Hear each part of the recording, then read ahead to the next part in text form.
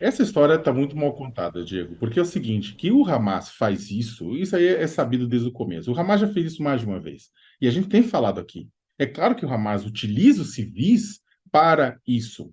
Agora, o governo do Egito e o governo de Israel, que está no portão de Rafah, eles sabem fazer esse controle, sabem fazer essa detecção.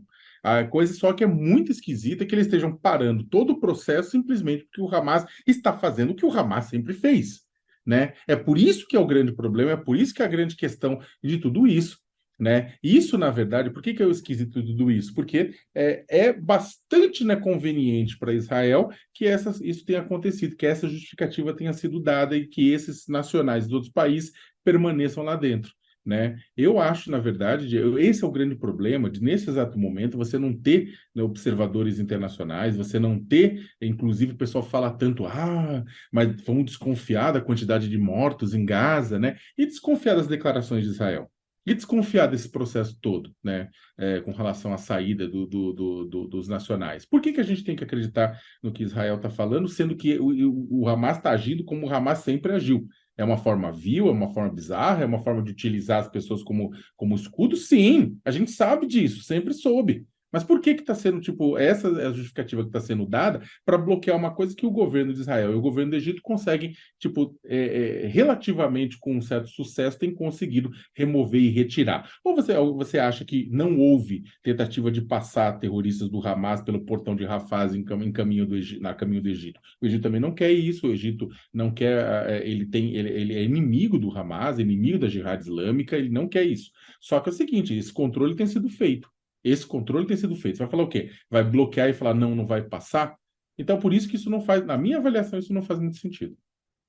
É isso aí, estamos de olho nisso tudo e a gente vai atualizando aqui se chegarem mais informações.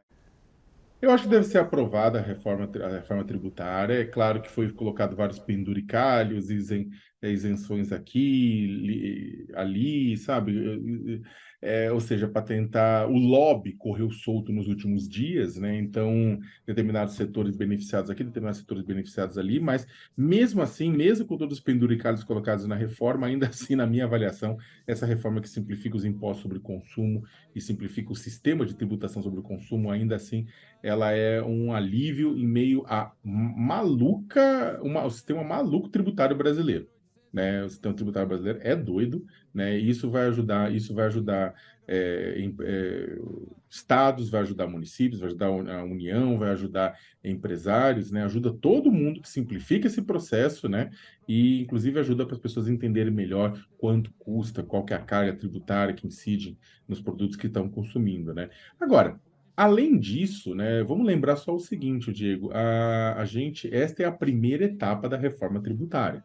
Todo mundo está falando, não, a reforma tributária vai ser encerrada. Não, a primeira etapa da reforma tributária deve ser encerrada. No Senado, é claro, porque teve mudança, vai voltar para a Câmara, né?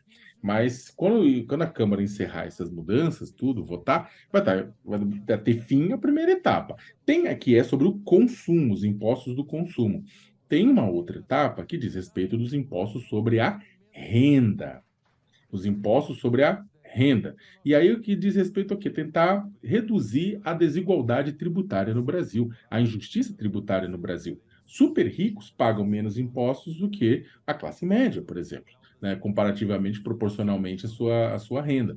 Então, a gente precisa mexer nisso. Precisa ter volta a tributação de dividendos, pode até reduzir a tributação do imposto de renda das empresas, mas tributos de dividendos, né? Que é como o lucro tirado, né, que é que os ricos donos de empresas tiram da empresa e embolsam, né? Então, tributa dividendo, melhora a tabela do imposto de renda, criando alíquotas maiores para quem ganha muito, né? Repensa a questão do imposto. A gente tem um imposto que incide sobre herança e doação, o ITCMD, mas vamos avançar com isso. As alíquotas vão de 4 a 8%, às vezes nem chega a 8%. Vamos aumentar isso em outros países comunistas, como os Estados Unidos, né? É bem maior, países comunistas como a Alemanha, como o Japão, é bem maior, né? Na verdade, esse imposto cobrado sobre herança, né?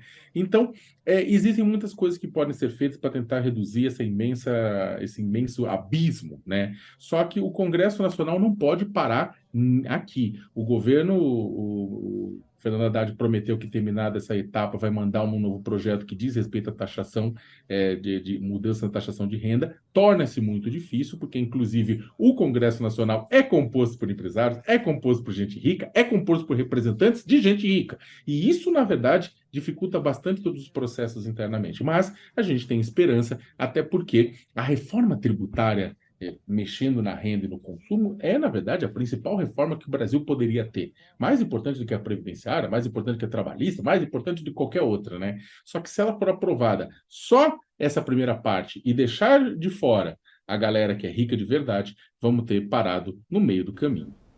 É isso aí, daqui a pouco o Felipe Salto também conosco para falar um pouco mais sobre a reforma tributária. Agora a gente volta a falar sobre a guerra, já atualizou a manchete.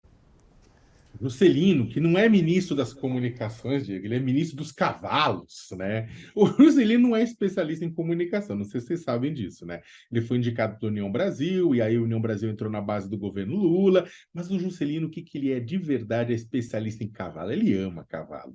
Ele ama tanto cavalo que ele se meteu numa série de enrascada exatamente por causa dos cavalos, né? A gente teve o quê? A gente teve o Juscelino sendo acusado de não declarar milhões de reais em cavalos. Tivemos o Juscelino sendo acusado na sua declaração eleitoral. Depois tivemos o Juscelino sendo acusado de asfaltar com dinheiro público uma estrada do seu Aras, né? Depois usar um avião da FAB para visitar leilão de cavalo, para depois também para empregar como assessora a irmã do sócio do Aras de sua família. Tá percebendo? Todo mundo, na verdade, tudo gira em torno do Rocinante, do cavalinho, né? Só que o que acontece é o seguinte, o Juscelino, tudo que está aparecendo agora, são escândalos que estão ruminando, né, dos anos passados, né, quando ele era deputado, e aí aprovava em orçamento, emenda, orçamento secreto, aquelas coisas, né? E o que o pessoal da Polícia Federal descobriu, que foi revelado pela Folha de São Paulo, foi que o Juscelino acabou, como posso dizer, ele fez ele descobriu-se relações criminosas, descobriu que ele fazia parte de uma organização criminosa junto com o proprietário de uma construtora, e aí ele passava contas para o cara fazer depósitos, pedia para o cara fazer coisa aqui, coisa ali, e esse cara tinha contratos, essa construtora tinha contratos com a Codevasf, que é uma estatal de obras lá do Vale do São Francisco, que tem o centrão entre o seu governando, comandando essa agência, a companhia, tanto no governo Lula quanto no governo Bolsonaro, mas isso vem de antes. Então, o que acontece? É um BO que o Lula herdou, trouxe para dentro, nem o Brasil botou o Juscelino para ser o Juscelino, para representá-lo nesse ministério, o Lula aceitou, só que aí que tá, desde o começo do ano tá vindo essas histórias, e cada vez que vem uma história vai cair na conta do Lula. Não importa que isso aconteceu lá atrás, durante o governo Bolsonaro. Se o governo Lula está no meio disso e está segurando o cara, então o BO cai no colo dele. E o mais engraçado, Diego, é que é o seguinte, é um BO caríssimo e que não necessariamente dá o retorno desejado, porque o PP e os republicanos, antes de fazer parte da base do governo recentemente, eles entregavam mais votos, proporcionalmente mais votos para o governo Lula que a União Brasil, que tem vários ministros, inclusive o ministro dos cavalos. Então é o seguinte, é complicado, para finalizar que a gente não tem muito tempo, né? É complicado. O governo Lula poderia fazer o quê? Poderia surpreender, poderia aproveitar mais uma situação constrangedora gerada pelo Juscelino, com essa informação desse relatório que foi da PF para o Supremo Tribunal Federal, para colocar alguém que conheça realmente o assunto, né? Saiba a diferença entre telecomunicações e radiodifusão, e não o ministro dos cavalos, ou o ministro do coronelismo, ou o ministro das igrejas, porque vamos lembrar que o Ministério das Comunicações, durante muito tempo, serviu a isso, para fornecer concessão de rádio e TV, para coronéis digitais, para o pessoal, para lideranças locais, de forma a perpetuar o seu poder. Seria ótimo que o Brasil tivesse, enfim, um Ministério das Comunicações para pensar e desenvolver o Brasil. É ruim para a imagem do governo demitir o ministro? Pode causar problema para o governo, inclusive com o seu aliado União Brasil? Pode, mas é pior do que mantê-lo.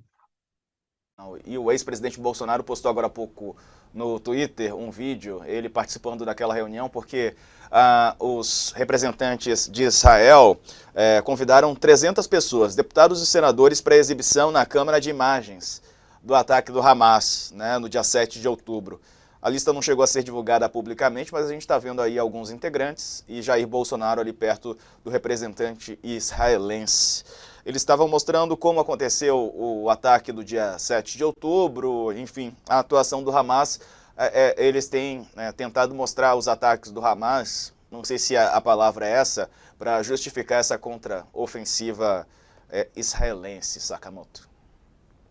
Isso faz parte do esforço de guerra de Israel, né? O Israel mostrou esses filmes, né? Esses vídeos, não só para os deputados, estão mostrando para os deputados, para os senadores brasileiros, convidou jornalistas em São Paulo também para mostrar esses vídeos, né? Mostrar. Agora, o ponto é o seguinte: por que que esses vídeos estão sendo mostrados agora?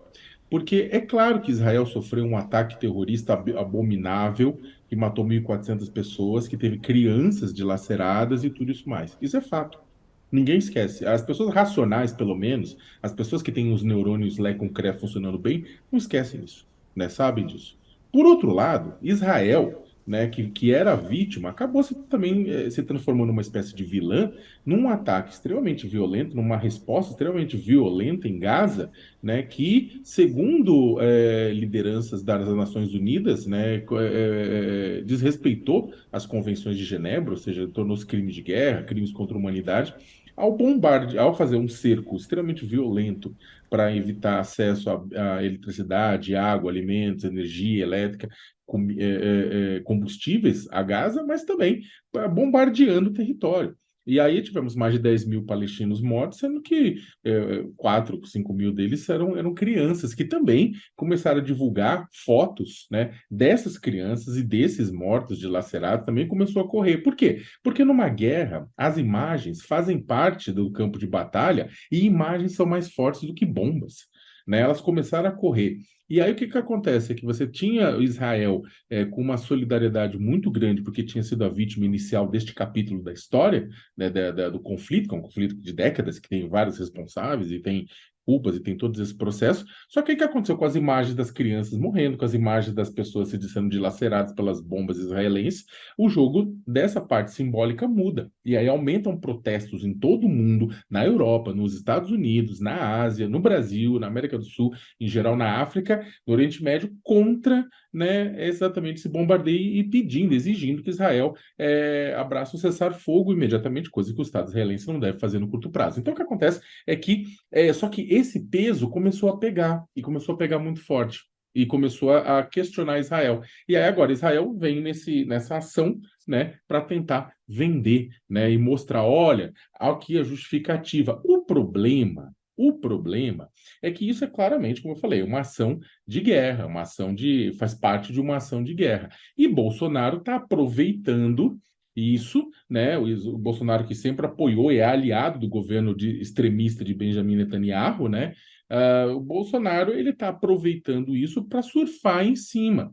Bolsonaro é uma espécie de parasita, né? E isso a gente já viu várias vezes. Ele está parasitando essa pauta, né? Para surfar em cima, e ainda mais num dia em que ele vai acabar tendo holofote duplo, porque é um dia de votação da reforma tributária no Congresso Nacional. Então ele também vai aproveitar. Ele que é contra a aprovação da reforma tributária vai tentar também fazer o seu lobby aqui e ali para tentar garantir que o projeto não seja aprovado. Mas ele está parasitando essa pauta, está aproveitando que é uma pauta de um aliado seu, tentando parasitar, tentando ganhar holofote, né? Exatamente, para reforçar sua relação com determinados grupos extremistas, determinados grupos ultraconservadores no Brasil, né?